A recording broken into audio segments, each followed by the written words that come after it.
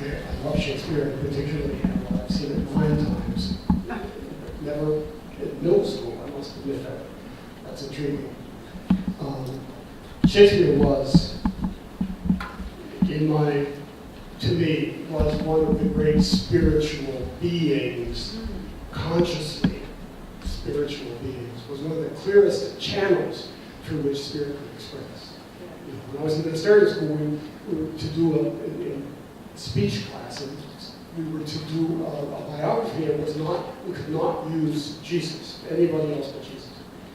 And I stood up and I started saying, well, he was born poor, and we don't know much about his childhood, and there are stories but nobody knows, and then later on he attracts attention because he's doing things that no one else can do, and no one can figure out why he's doing them. And the speech teacher in the back was going, not Jesus, not Jesus. And I said his name was Shakespeare. The similarities, the spiritual similarities, the similarities of path are really very strong. And Hamlet and the other one being Townley are the two that strongly speak to me. This is, of course, the second Sunday, well, of course, you may or may not know, it is the second Sunday in Advent, which is a season that I love. It gets often overlooked. It's also the second Sunday of the new liturgical year. And one of my ministerial colleagues said to me once, you have to be the only unity minister talking about the liturgical year. It's so Episcopalian. But it is a powerful part of this season, of understanding this season. We've completed a cycle. The crops are in. We're starting to hunker down for the cold weather. We're about to begin a new cycle.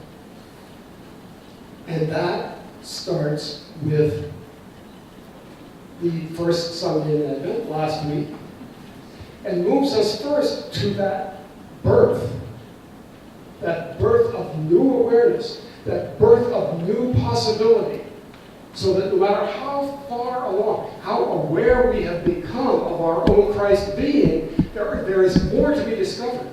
There is more to be expressed. And we celebrate on December 25th our willingness to give birth to the new. It can be painful, but it's what we're here to do. It's our whole purpose in being here. We could, I suppose, play it safe and just stay within the limits, color within the lines, and hope that something will happen maybe in another lifetime, or we'll get a reward after we die and go to heaven. But none of that is what Jesus taught us. Jesus taught us, do it. Know who you are. Know that your faith is all you need, is everything you need to move successfully through life. I always am struck, as I meditate this time of year, on a construct that I have become kind of known for, talking on. There's some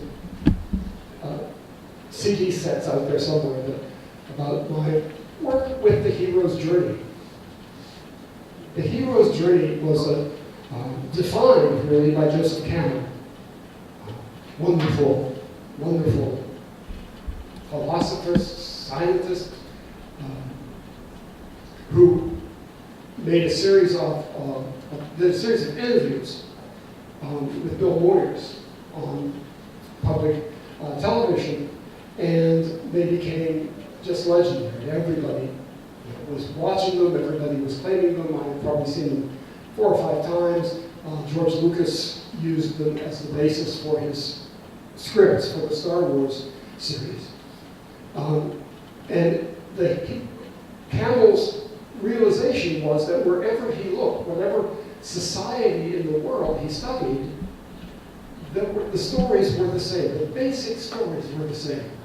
The details might differ, but the essence of them was exactly the same, because the stories that we most connect with, the stories that we pass on to our children, the stories that we hear from our parents and grandparents sitting at their feet. Those stories are the stories about the truth. They're the way in which we hang on to the truth, even if in the course of our lives we have forgotten it. Even if we go out in the course of our lives thinking we're victims, we're powerless, we've got to hope that somebody else will do something good for us. In our stories, we know that's not true. In our stories, we know that something else is waiting to be expressed. You know? And so as we look for what we have to do, what we have to experience to prepare for Christmas, to prepare for that birth, the first thing is a sense of dissatisfaction. Now, I think there are two kinds of dissatisfaction. There's a very ego-based dissatisfaction, which says, I want more stuff. I want more money. I want more people. I want more things. I want. That dissatisfaction is based in a belief in this experience of duality that we're sharing. That dissatisfaction says, I'm not getting my share. Where's mine? Divine dissatisfaction is a very different thing. Divine dissatisfaction has nothing to do with what's happening in our lives. We can have you ever reached the point, I certainly did just before I found you, where I had what I thought I wanted.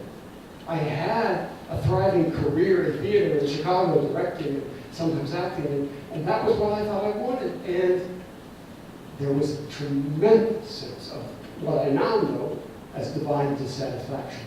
It didn't feel like enough. It didn't feel right. It felt like a distraction from something else. You know that feeling? Just that sense that I'm not here just to have stuff. I'm not here just to have a career. I'm not here to impress other people or to accumulate money. I'm not here to behave myself and obey the rules so that I'll get rewarded later. I'm here for something bigger, something more important than that. I'm here to be creative. I'm here to know myself as the Christ, as the divinity expressing, so that from that knowing, from that awareness of power, I can make faith-filled choices that will change this dualistic experience into something very different, into what Jesus Christ called the kingdom of heaven. Here and now, he said, it's here. It's within you. It's around you. The kingdom of heaven is here. Don't go looking for it somewhere else. It's not down the road. It's not after you die. It's not, it's not being withheld until you say the right words or do the right things. The kingdom of heaven is within you. Know that, work with it, and everything in your life will be transformed. Doesn't mean everything, this is not going to live happily ever after. We know that. We should all know that by now. We're still going to have challenges, problems. We're still going to need to take care of our bodies, because even though that's not the truth of who we are, it's the suit I'm working in for now. And I want to make sure it stays in good shape. So this divine dissatisfaction, over Thanksgiving, I watched the entire Star Wars epic from beginning to end. And it was quite broad. But there's Luke Skywalker on that boring looking planet. Sand everywhere you look, saying, this is somehow, I have the feeling I'm supposed to go somewhere else, do something else. This doesn't feel like me. This isn't nearly big enough, rich enough, challenging enough. This isn't challenging enough. I need something more. So, the robot lands and shows you a princess saying, please come and save me, and off you go. Off you go. But it starts with that divine dissatisfaction. And then out of that dissatisfaction in the hero's journey comes an unexpected occurrence. A tornado carries your house to Oz. A robot lands. A white rabbit comes and jumps down a pole and carrying a pocket watch and wearing a vest, and you're like, what? Excuse me? I think I need to check this out. And that's why you need the dissatisfaction first, because once that extraordinary occurrence happens, the question is, what are you going to do about it? You're going to say, well, that's really weird, I wonder why that would be. Or are you going to say, I think I need to check this out. I think I need to do something. Dorothy could have stayed in that cabin, huddled in black and white, waiting to be saved. Or she could get up and open the door and see what was out there. I think the very fact that we're all here this morning is that we have all opened that door. We've all said, I'm not content to stay within the limits I inherited. I'm not here to perfectly live within the limits I've inherited. I'm here to expand those limits. I'm here to learn more, to go further, to bring more of the kingdom of heaven into expression in my life and through me into the world, through us collectively into the world. That's what, for me, unity is all about. That's why I insist every Sunday that these are not unity principles, they are universal principles. They are the truth that reminds us of why we're here, of what we're here to do.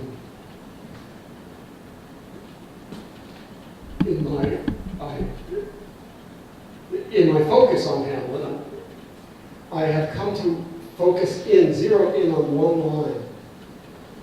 And it's the ghost speaking early in the first act, the ghost of Hamlet's father. And Hamlet is sort of curious, what are you doing here? Why are you here? And the ghost says, Hamlet, I have come to whet thy blunted sword. And it seems to me we have a choice. It seems to me the actor portraying the prince has a choice there. Why is the sword blunted? Is it blunted because it hasn't been sharpened? Is it blunted because he's been carrying it around and not reluctant to do something with it? Or is it blunted because he's been waving it around and slashing at things so much, accomplishing so little, that there's no sharpness left to do the work at hand? You know what I mean? And is my sword blunt because I'm just afraid to use it? Or is it blunt because I'm using it too much and for all the wrong reasons? I'm just whipping it around and making it dull. And I think the same thing is true for us as we approach Christmas. I've shared before that there's a church in northern Connecticut where I live. And I love to drive past it because I'm fascinated by what it has on the front board, on the, whatever you call it. And as I drove past this morning, I saw that it said, it's all about the baby. And I thought, it sure is. It's all about the baby within us. It's all about that sense of self, that sense of Christ awareness, that sense that I'm here to do something that cannot be defined within the limits I've inherited. I'm here to expand that. I'm here to be the Christ in expression, to be the creative edge of the divine. And as I approach every challenge in my life, I have that choice. Do I want to, am I afraid? If the sword is my spiritual awareness, my spiritual self-awareness, do I hide that? Do I keep it blunt and not sharpen it by coming together with others who understand, by joining with the divine in prayer and meditation? Or do I take that and whip it around so much that it gets blunt? Do I use or try to use my spiritual truth to make this dualistic experience work better? Well, that you can do that. You know, people come to unity because these principles work for prosperity, for health, for healing. There are as many stories as there are people watching me at this moment of how these principles have worked in your life and have made our physical lives more comfortable, more enjoyable. But not because that's an end in itself. That's only the beginning. You may use your sword to accomplish those smaller miracles, those very personal transformations. But then you've got to take it and you've got to commit it to the world at large. You've got to be who you are, not just in your own home and behind closed doors. You've got to slam those doors open and go out with your sword and see where your help might be needed.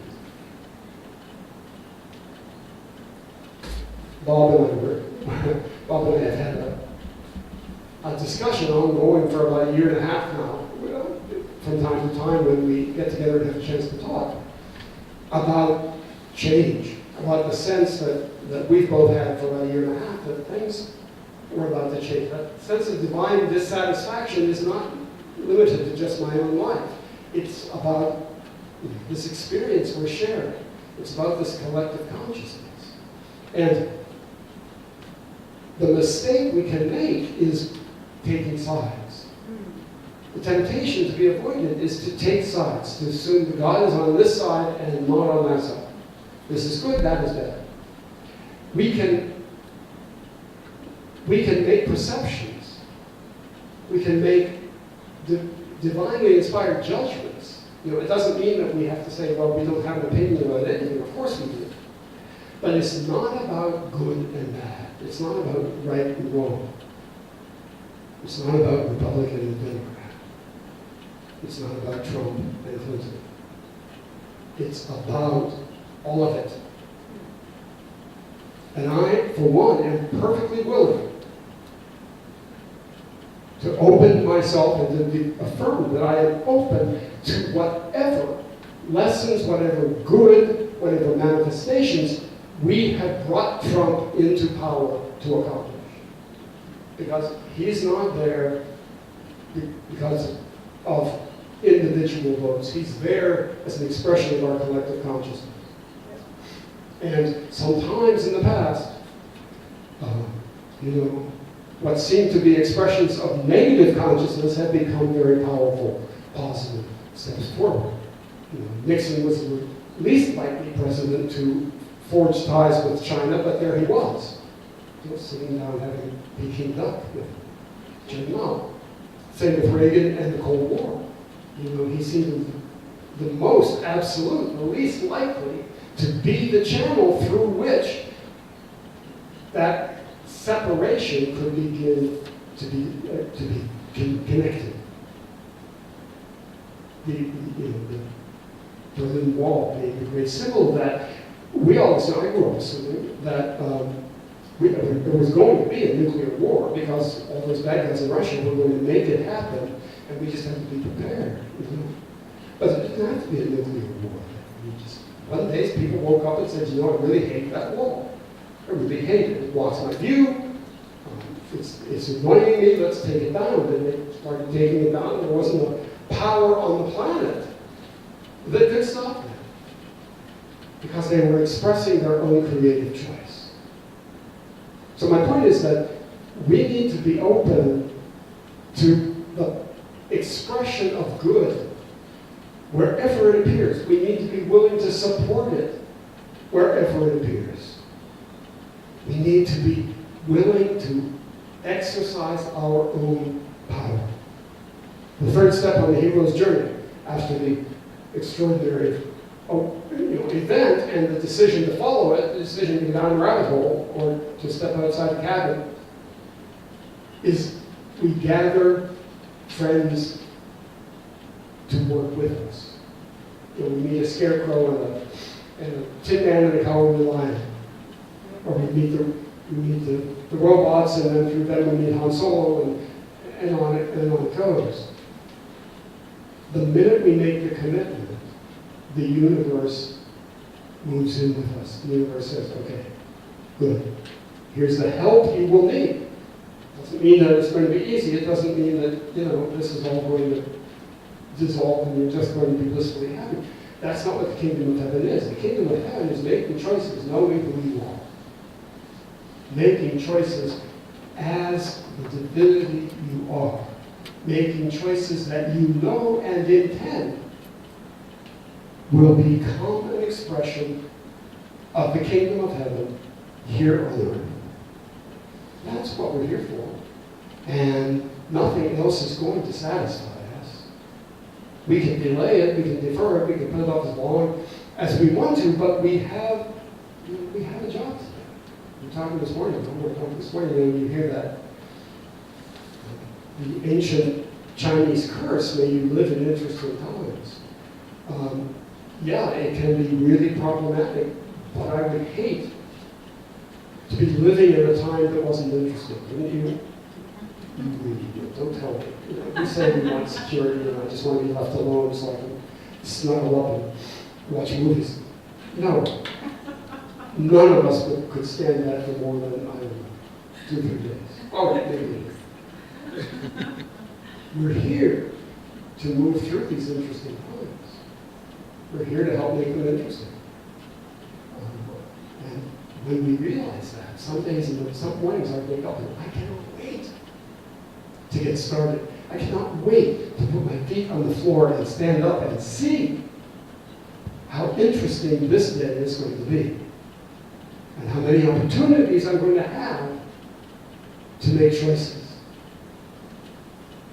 that will bring more of the divine into tangible expression. Now, there are other mornings when I wake up and immediately go into, why is this happening to me, and why am I getting old, and why do I have this headache, and I've got too much to do today, and oh my God, how am I going to pay all my bills, and that can start immediately, because my ego mind does not sleep as far as I know. It just does not sleep. Whenever I wake up, it's ready to jump up and say, it's going to be a terrible day. You're already late, and you've got bills to pay, and you look at your schedule for the day, it's going to be awful. You might as well give up, go to bed, and forget about it. And my Christ voice, my spirit with a capital S voice, which is much quieter, which I would, if it were up to me, I would change that. I would turn up my spirit voice and turn down my ego voice. But it's there, saying, would you like, you can make that choice, and that by making that choice, you're going to make that happen. Or you can make another choice. You can remember who you are before you ever get out of bed. You can remember your divine truth, and you can commit to expressing that, to being that, as the day unfolds. So, Advent, the liturgical year, yes, they are important to me. Yes, I think they're there for a reason. I think they're beautifully placed by divine order. And I think if we honor the steps, if we're aware of the stages that we move through before we're willing to be the source, to be born, to have a new dimension of truth born within us, expressing through us. The more we're aware of Advent, the richer and more joyful Christmas will be. Blessings. Thank you.